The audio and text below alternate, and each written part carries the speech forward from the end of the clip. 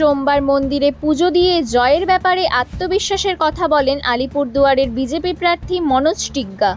মনোজবাবু মাদারিহাটের বিধায়কও, পাশাপাশি তিনি বিজেপির আলিপুরদুয়ার জেলা সভাপতি। এদিন তিনি তার স্ত্রী এবং ছেলেকে সঙ্গে নিয়ে ছ্যাকামারির একটি মন্দিরে পুজো দেন। এরপর বিকেলে জয়ের ব্যাপারে আত্মবিশ্বাসের কথা শোনা যায় মনোজের মুখে। প্রসঙ্গত, আলিপুরদুয়ারে প্রার্থীদের জয় পরাজয় নির্ধারণ করেন চা বাগানের শ্রমিকরাই।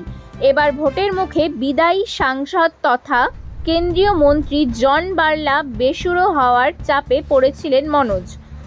তবে সমস্যা মিটে গিয়েছে এবং চা বলয়ের ভোট বিজেপির পক্ষে পড়েছে বলে মন্তব্য করেন তিনি।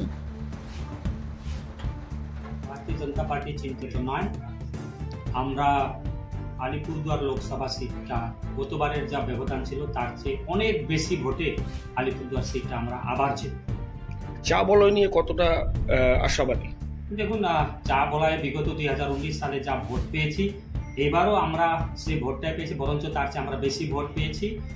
এবং চা বাগানে খুব সুন্দর ভোট হয়েছে। সবারই আশঙ্কা ছিল, কিন্তু সব শঙ্কা কাটিয়ে চা বাগান এলাকাতে মানুষ যারা আছেন, চা শ্রমিকরা আছেন, চা শ্রমিক মা বাবারা আছেন, তারা দু হাত ধরে ভারতীয় জনতা পার্টিকে আশীর্বাদ দিয়েছে।